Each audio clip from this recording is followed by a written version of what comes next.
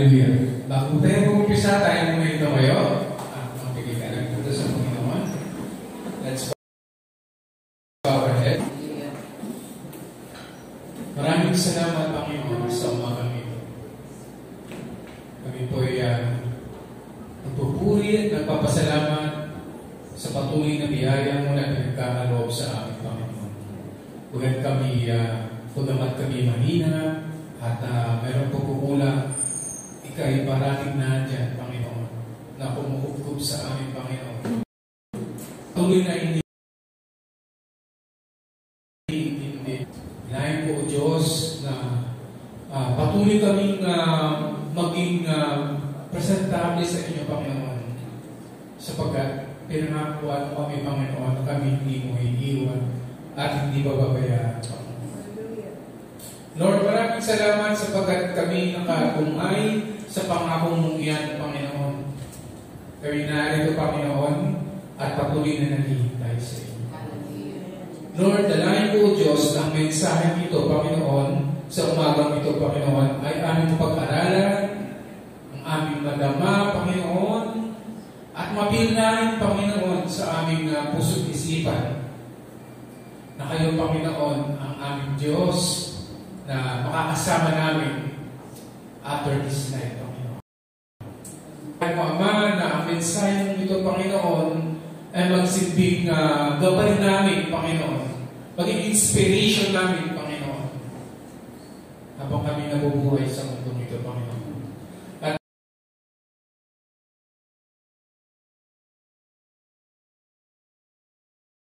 by the blood of Jesus, ikaw lamang, Panginoon, ang siyang mapagawi sa aming puso't isipan. At sinasaway namin na lumang gawa ng kaaway by the blood of Jesus. Hallelujah. Ikaw lamang, Panginoon Diyos, ang siyang mananatili sa amin. Ang presensya mo, Panginoon, kami nais sa umagang ito. Maraming pong salamat. Purihin ka sa pangalan ng Jesus. Amen. Sige po, tayo na muna. Ako ay lubusan papasalamat din. Akala ko kayo na, konti lang tayo. Pero yun, dumami tayo. Sapagkat importante po ang mensahe sa umagang ito.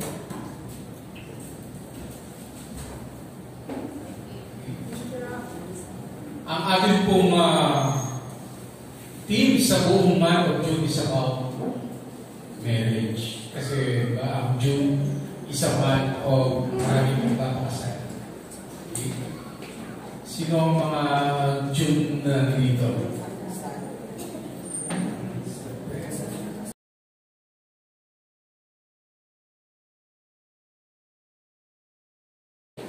So, happy anniversary sa lahat. At ito rin po ay month na pagdiriwang natin ang Father's Day. So, the third week. So, month of June is a wedding month. So, napagkasunduan ng council na we talk about marriage. Okay. Sa kawalan ngayon, parang konti na ang nagpapakasal. Kasi parang natatakot sa responsibilidad. Ngayon ba? Or yun talaga ang trends ngayon. Tama ba yun?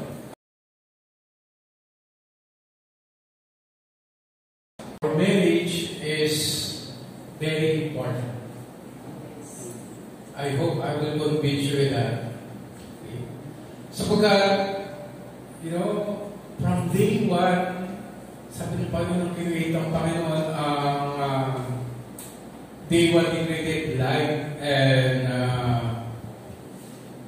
day and night day one. Sabi niya, it was good. Amen? Yes. Then, when He created sky and on the day two, He said also, it was good. Okay. Day 3, day 4, the sun, the moon. He created creatures on day 5. He created humans in day 6. And when He created humans. Umpisa ang marriage. And God, and God blessed them, and God said unto them, be and move the earth, and subdue it. And that's marriage. Diba? Kadalasan yung ginagamit ng mga nag-aasawa. Pero pag binasa natin yun, ang sabi ng Panginoon, on that day, when He created marriage, He said, it was very good. Diba? It was good, it was good, it was very good. So, napaka-buti po ang magpakasal. Siguro bakit is the author talaga. From the beginning and up to the end, it's marriage. That's why ang topic natin ngayon is about marriage. Okay? And it was so dahil ang mga kalalakihan ngayon or is ayaw magpakasal. Kasi masyadong makokontrol daw ang buhay nila. Ng kanyang wife. There's a story. It was an old story. Sa langit daw, nandun si St. Peter at saka yung angel. Okay, so nung pumapasok yung mga tinawag sa langit, so it is really nice. Okay. Sabi ng angel kay St. Peter, may asawa ba yan? Sabi ni St. Peter, yung pumapasok, hindi ka lalaki. Sige, papasok ko natin. Pag babae, hindi scrutinize pa talaga. Pero pag lalaki, pasok agad. Alam mo kung bakit? Tinanong siya ng media, sabi ko, bakit pag lalaki yung asawa, pinapapasok mo agad? Gusto sabihin, madali yung makapasok. Sa lang mga sabi niya, oo. Kasi ang mga lalaki, nagdusa na yan. Hindi mag-asawa po. Pinapapasukin mo niya. Kung gusto ang mga babae, hindi. Father's Day this month.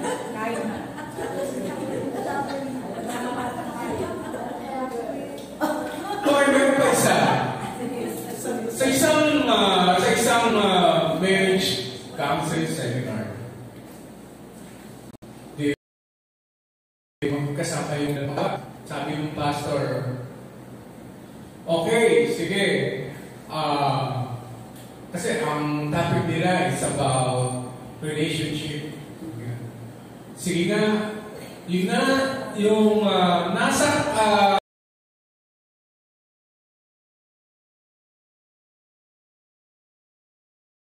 babae umupo dun sa kaliwa. So, halos lahat umupo sa kaliwa. Ang totoo nga talaga na ang problema ng babae. Pero meron isang naiwan. Si John. Sabi ko ng pastor, oh John, hindi ka kinuha mo ng asawa mo. Sumagot si John.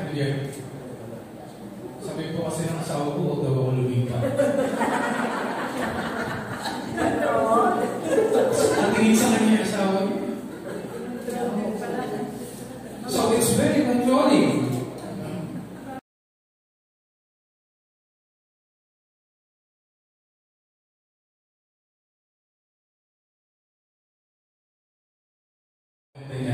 Marami kaming books na binabasa. Kaya ang hirap pag nagbibigay na ng summary. Sabi dito, sabi ni Sally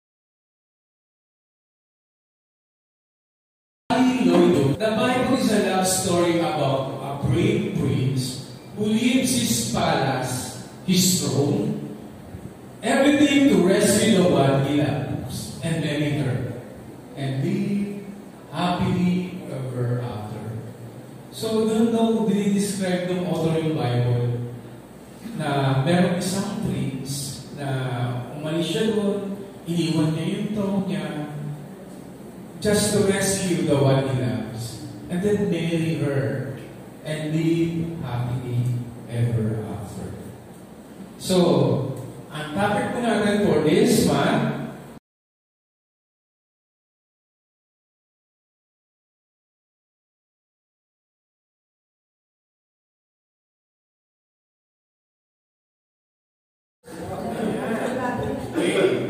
so, ito po yung topic natin for this month. Huwag po kayong mamimi, huwag niyo pong iminis ang kahit sa dito kasi magkakautong po ito.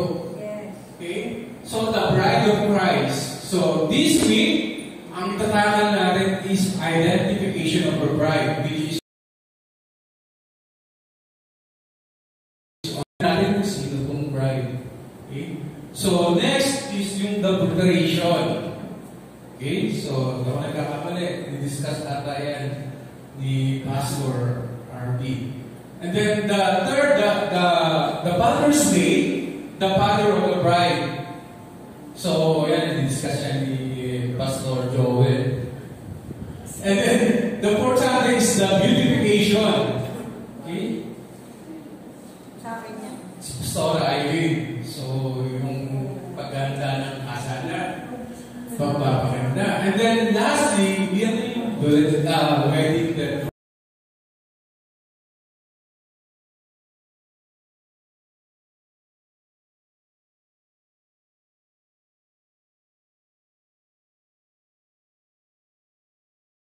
hindi po, hindi excited. Maganda po ang ating topic kasi talagang ano yan, ang tawag doon, tuloy-tuloy. So, pag na-miss yung isa, hindi nyo may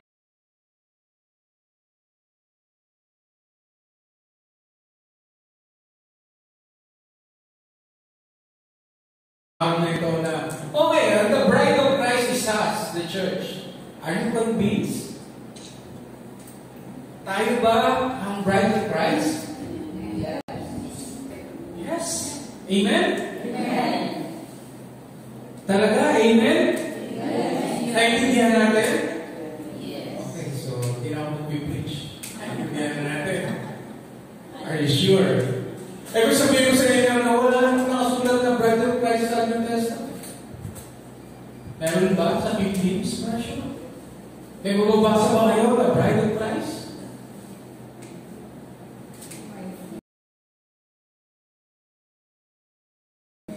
Kung sinesearch ko itong preaching ko, I'm very, nahihirapan din ako. Akala ko, okay na. Alam ko, na tayo ang bride of Christ, the church, and that's it. Wala akong mga verse. Concentrate ako sa Ephesians chapter 5, verse 20 hanggang 32. Pero nakita ang bride of Christ, paano yun, Lord? Okay? And then, when they come without Testament,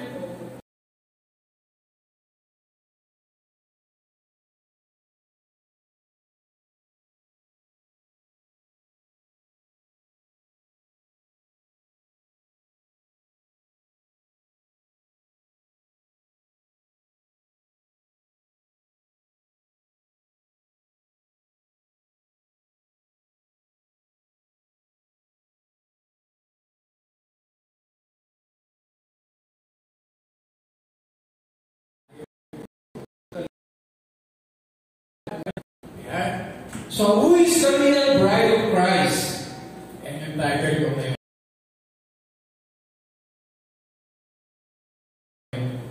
Okay. So, let's divide.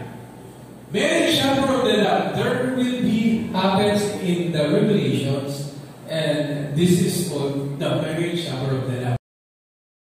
Divine as a symbolic event, describe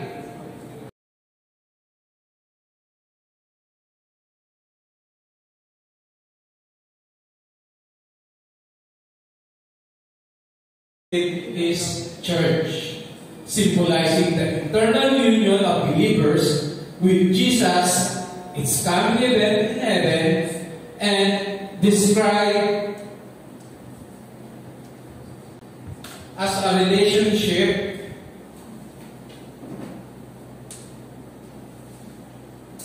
a celebration occurring at the tribulation, just before Christ's millennial kingdom, His reign on earth. So, yun po yung isang na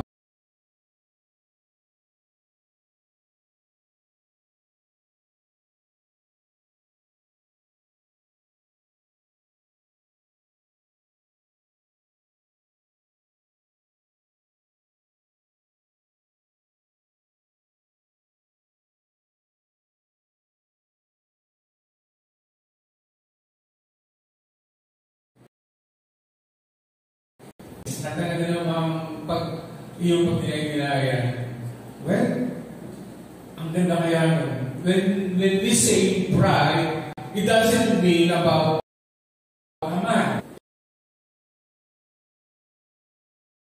It talks about the Christian.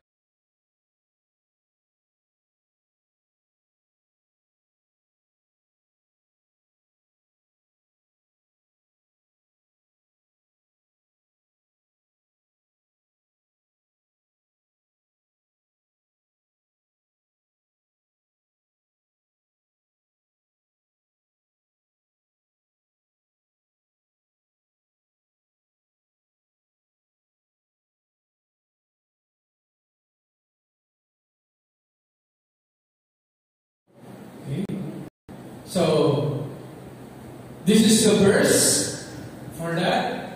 And be glad and give glory to Him for the marriage of the Lamb has come, and His bride has made herself ready. Okay, sana ka ready.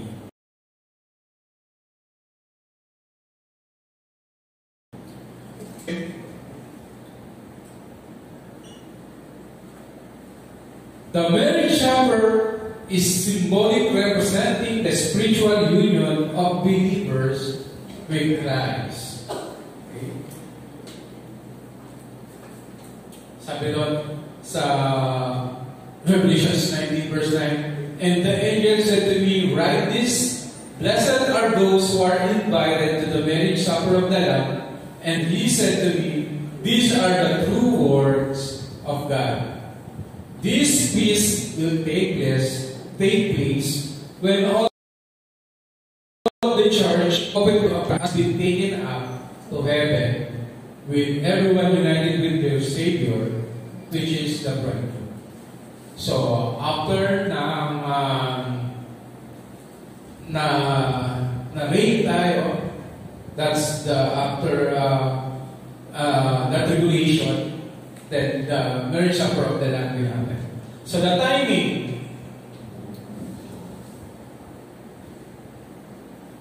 is described as an event that occurs at the end of the tribulation before Christ's return to earth. And who is the participant? The participants, the wedding feast is for the church.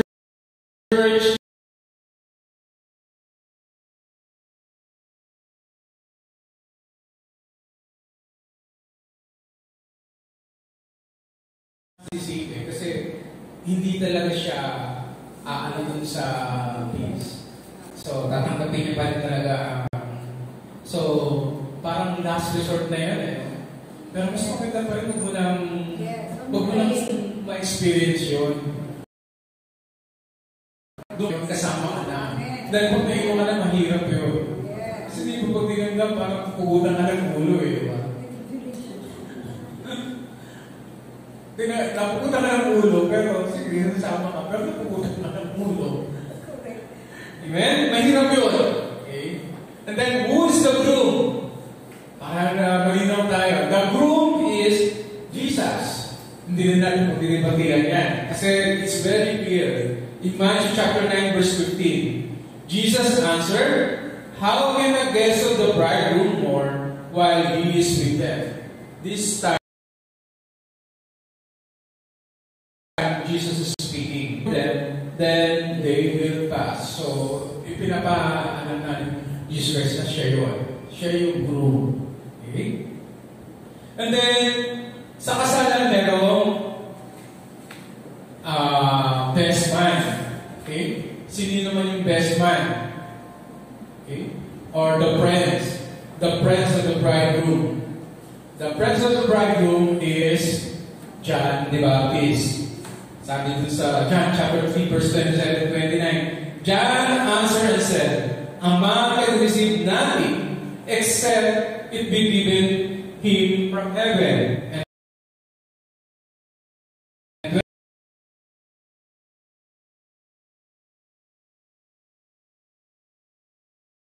he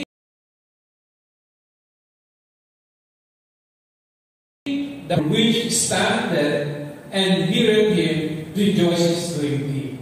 Siya yung natutuwa. And then, because of the bridegroom voice, this is my joy. Okay, so, pinapakita na doon na siya yun.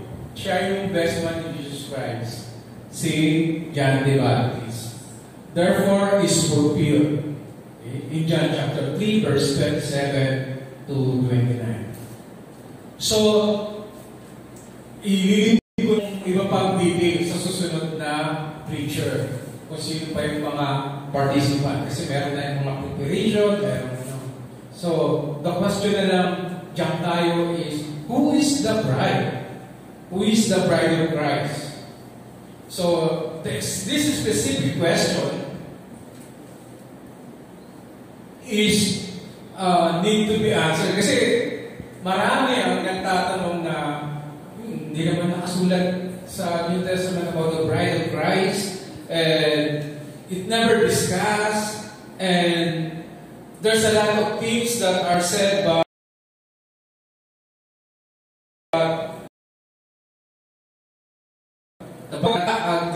what we need to do today is, pag-isipan natin at tingnan natin ang mga sinasabi ng banal na kasulatan. Okay. In Jeremiah chapter 2 verse 2, go and proclaim the Jerusalem.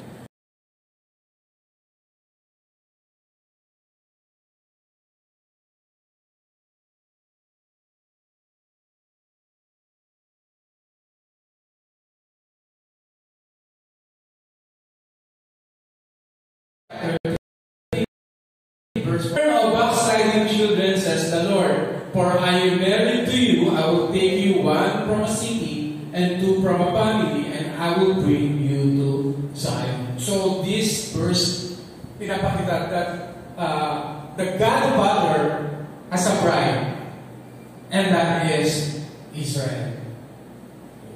So it's clear on that. So the God Father has a bride. It's Israel. Okay. And then in Isaiah 54 verse 5, of course, it's Israel because wala pa si Christ. Okay. And then in Isaiah 54 verse 5, next slide please. Thank you. For your maker is your husband, the Lord of hosts is his name. And your Redeemer is the Holy One of Israel. He is called the God of the whole earth. Still, it talks about the God the Father and His bride Israel. And also in Isaiah 60 verse 5, as a young man marries a young woman, so will your builder marry you. As a bridegroom rejoices over his bride, so will your God rejoice over you. So still, it talks about bride and Israel as a bride. Also in Hosea chapter 2 verse 16.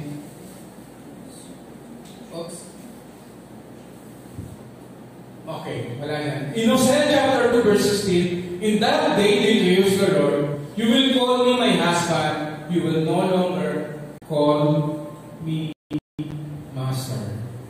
Okay? So, that day, foresee, or kasi Hosea is one of the prophet, it was prophesied that during that day, you will call me my husband, you will call me as a husband, and you will no longer call me my master. So that day, there's a bride, and that is Israel. So let's establish that in the Old Testament, God has a bride. Okay? Now, let's go to the New Testament. Let's begin in Colossians chapter 1, verse 8. Colossians chapter 1, body, the church, who is the beginning, the firstborn from the dead, that in all things he might have the preeminence.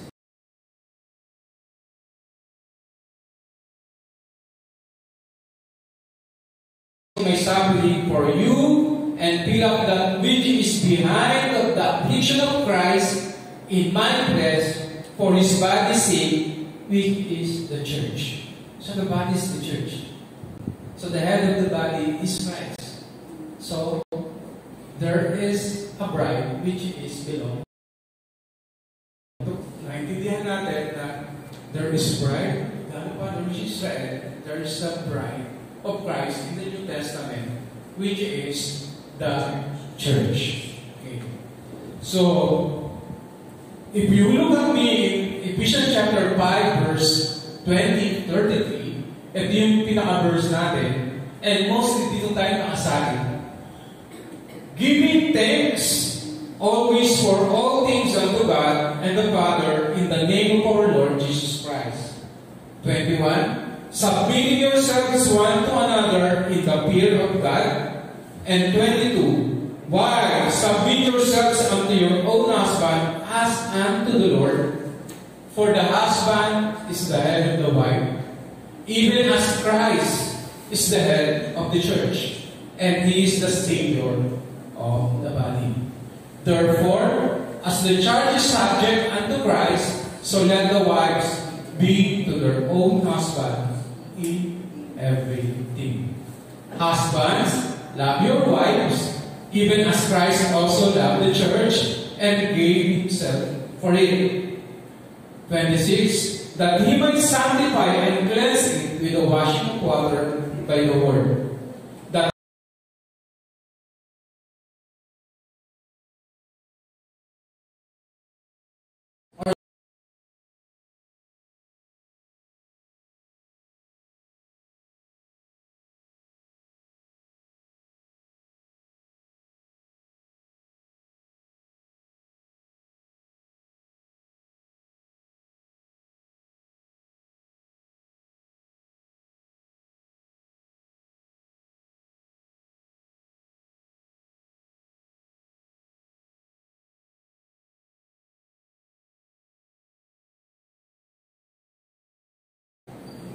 But because Jesus Christ saved us, because He saved us, siya yung nag-save sa atin, then that's the time na makakalapit na tayo.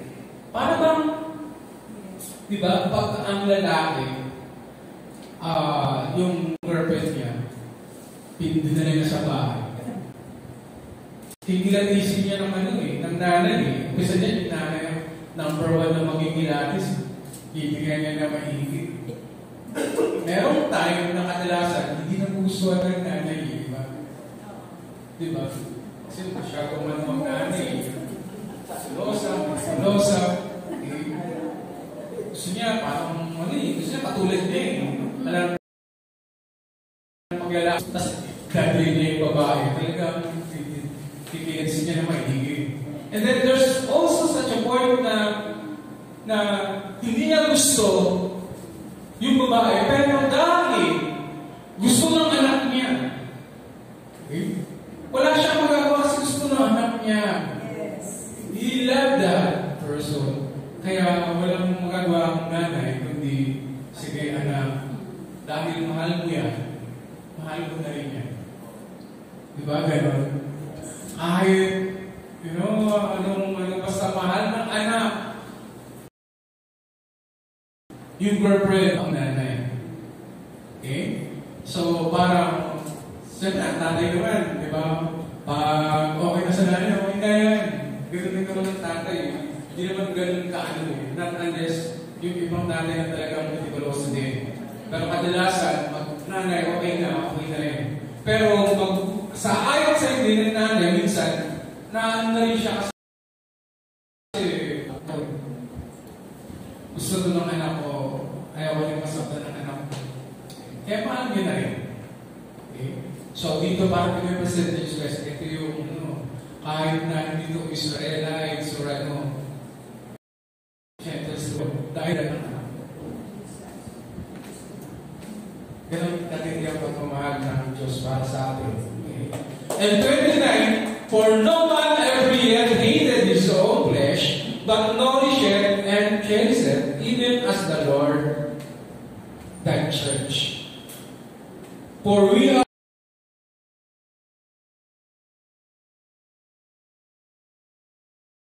father and mother. This is the wish na yung about marriage. And should be joined unto his wife, and they shall be one flesh. This is a great mystery. Tingnan natin po ito. Concerning Christ and the church. So meron talagang sa Biblia na mystery na minsan hindi natin maintindihan. Si Paul na mismo ang nagsasabi. Ang bayaran na sa Panginoon, hindi na talaga even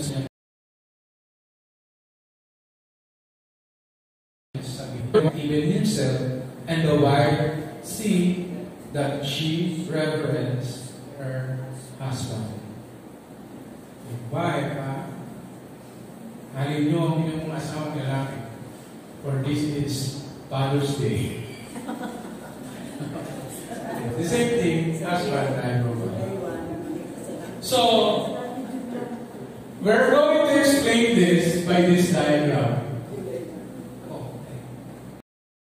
Okay. Who is the bride of Christ? Okay, umpisahan natin this diagram para maintindihan natin ng gusto. I'm sorry, marami yan. So, it first with the timeline, okay? Which is, of course, in the Old Testament, there is a law. Okay, next. So, the bride of Israel. And then, here comes the Christ. Okay? On the New Testament. Next. Which is the church. Which is, after that, there is a rapture. Okay? Rapture, and then tribulation. So, tribulation, there's marriage supper of the Lamb. And then the rain. Mag-rain bababa ang Christ, and then bibigyan. Okay? So, yan ang timeline natin para maintindihan natin lahat. Okay? So, the marriage supper of the Lamb, yun yung mangyayari pag after ng tribulation. Then, after nung marriage supper of the Lamb, bababa si Jesus Christ, mag-rain ng bibigyan. Okay? And then, when He reigns, of course, sino ang kasama? Of course, the bride of Christ. But we should not, of course, hindi natin tinitake for granted ang Israel. Okay? Sige pa siya. So, that is the Old Testament, and then this portion is the New Testament, and Christ broke this with His own blood. Okay? So, the New Testament, and then this is the body of Christ, the church. Okay? So, God, bride is Israel, as also discussed in Ezekiel chapter 16, verse 3, and the bride of Christ is church, when they read 2 Timothy verse 2 to 12. Okay? Then, other verse that we can check as a bride of Israel is Jeremiah chapter 2 verse 2. Pinakita natin kanina. Jeremiah chapter 3 verse 14. Ano pa siya? Isaiah 54 verse 5. Isaiah 62 verse 5. And then Colossians 1:8 to 24. Ephesians chapter 5 verse 20 to 33. And 2 Corinthians chapter 11 verse 2. So it talks here that we will going today to discuss a little Bible study. Kasi mahirap i-discuss ito. Not unless you will request another another session with Pastor to discuss details more on the bride of Israel. So I'm actually going to show you that there's two brides, and what we're going to see in the scripture is there's two different brides. Okay, not just one. There's brides in the Old Testament, and there's a bride which is Christ, which is the New Testament. Now, a lot of people confuse of this. Kasi they try to make it one. Hindi, isa lang yan. Okay? So, parang sabi nila, bride of Christ is Israelian. Which is parang malabo. Okay? Which is, who is the Lamb? That is Christ. Yeah? That is Jesus. Remember, when the Old Testament started, it was under the law. Under the law. On that time. And Jesus Christ, He died to purchase the church with His own blood. So we can see on that. It discussed on Acts chapter 20, verse 28. So, He purchased the church with His own blood. So the death of Jesus Christ, the purpose of death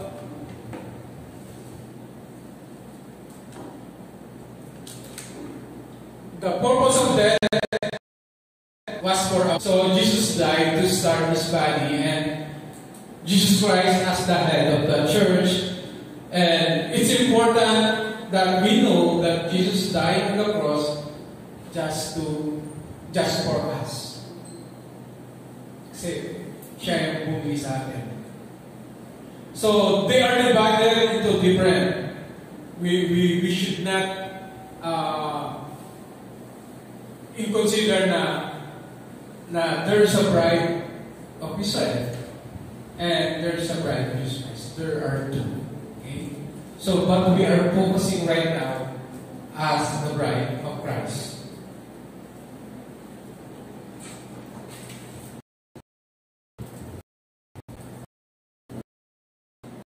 Discuss, or we cannot check, or we cannot see that it was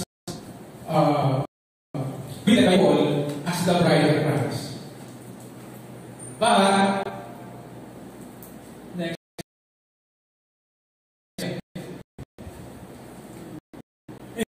verse in King James Version, for I am jealous over you with godly jealousy, for I have espoused you to one husband, that I may present you as a chaste virgin to Christ. So dito malinaw na sinasabi ni Paul. Okay?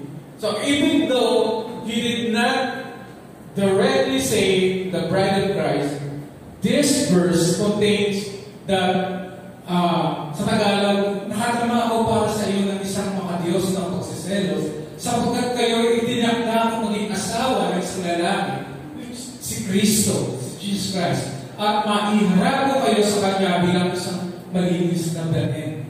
Which is literally clear that we are the bride of Christ. Okay? When we say espouse, sa English kasi ang ginamit dyan ng King James is espouse you. When I check in Christian Dictionary, during that time, bago maging asawa ng lalaki at babae, he needs to give a dowry. Kailangan niyang bayaran. Alam ko, yung ibang ganito yung ginagawa eh. Lalo na sa mga Muslim or ibang family. Kapag, pero alam ko siguro, Jews din ang nagpa-bis nito eh. Na kailangan mong bayaran. Which is literally or symbolizing na, yes, binayaran tayo ng Panginoon. Not with the money, not with the gold, but with His own. yun ang gusto i-point out ni Apostle Paul. That we are bride and become our spouse. We become a bride of Christ. Okay? And not only that, as we discussed kanina, yung Ephesians chapter 5, verse 20 to 33, and also, next slide. Sige pa po.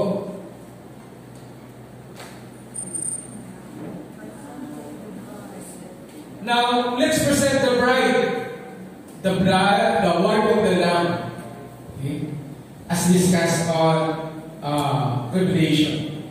Okay? Revelation chapter 21, verse 2 to 9.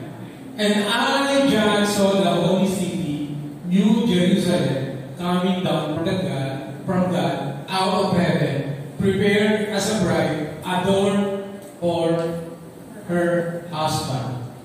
So, sino na ba ito talaga? Sino na ba itong bride of Christ? So, we convinced kanina, according to Paul, that it was the church. Okay? Sapagkat bibili niya tayo. Okay? Then next, in Revelation chapter 21, verse 9 to 10, one of the seven angels who have the seven bowls, full of the seven last plague, came and said to me, "Come, I will show you the bride, the wife of the Lamb." Papakita ko sa iyo kung sino ito. Okay? Ginanagin kay John. John the Beloved. And he carried me away in the Spirit to a mountain great and high, and showed me the holy city Jerusalem, coming down from heaven from God. So dito, pinakita the holy city Jerusalem. It is discussed as, when we say city of Jerusalem, it's something like a building when we get it into the dictionary. And then next, I saw the holy city, the new Jerusalem, coming down out of heaven from God, prepared as a bride, beautifully dressed for her husband. So ito na yun. Ito na yung paglalagyan ng mga bride. Next slide. It's something like that. New Jerusalem, an expression that appears twice in the Bible. So, nag-appear sa Bible. Parang etong picture na to, ito lang yung sample na makikita natin sa internet. Pero parang ganyan. Kasi sabi dito, that appears in the Bible is a symbolic city that represents the group of Jesus' followers who go to heaven to rule with Him in God's kingdom. Revelation chapter 3 verse 12 and 21 verse 2. The Bible shows that this group also be called the bride of Christ. So, yung cube na yan, malaki yan eh. Meron tayong next slide. Yeah. Key to identifying the New Jerusalem. New Jerusalem is in heaven.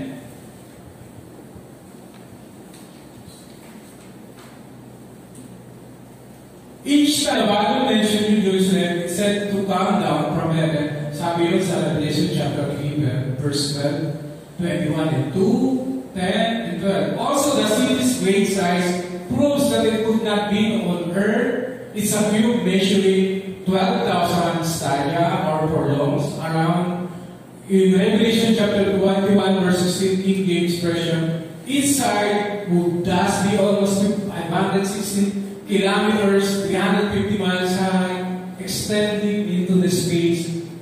Nakasulat po yan sa Revelation. Hindi po yan talagang tinansya lang or ano. Nakasulat po yun, may ganun talaga, ganun talawa. Okay? So, parang nakikita natin, yun ba yun New Jerusalem para sa atin? Yeah. Ganun.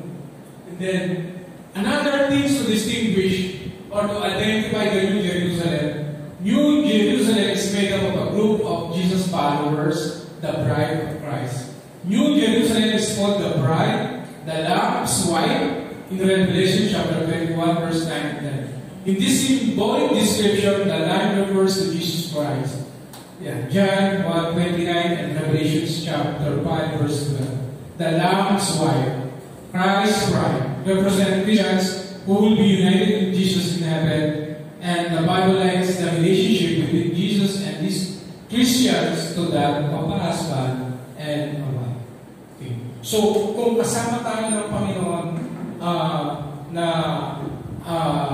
dun sa marriage offering of the Lamb, therefore, although it's not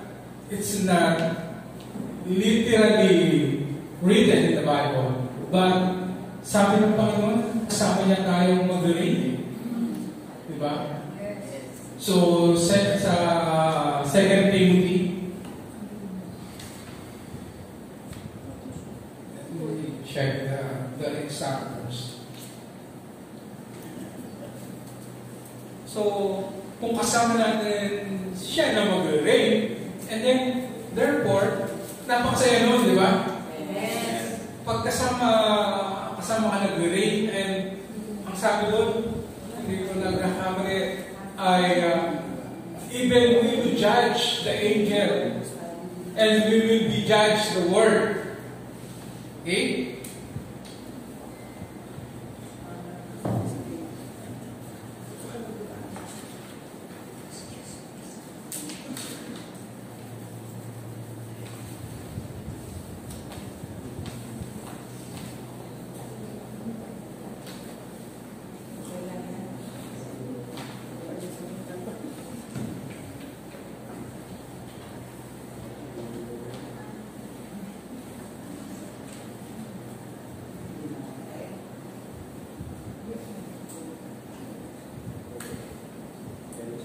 And during that time na kasama tayo ng Panginoon, it will be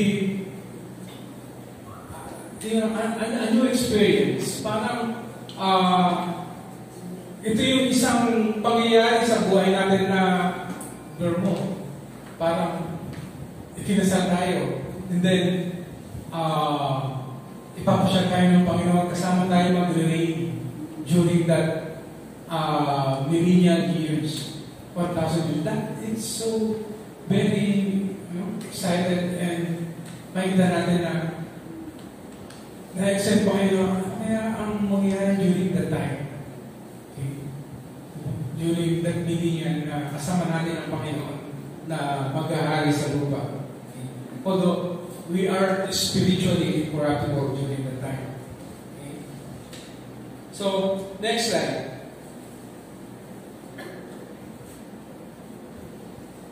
While we still awaiting happily ever after, knowing that you are the bride of Christ, and the Bible clearly states that the bridegroom, or Jesus, is coming again, steers this question. How is your preparation going?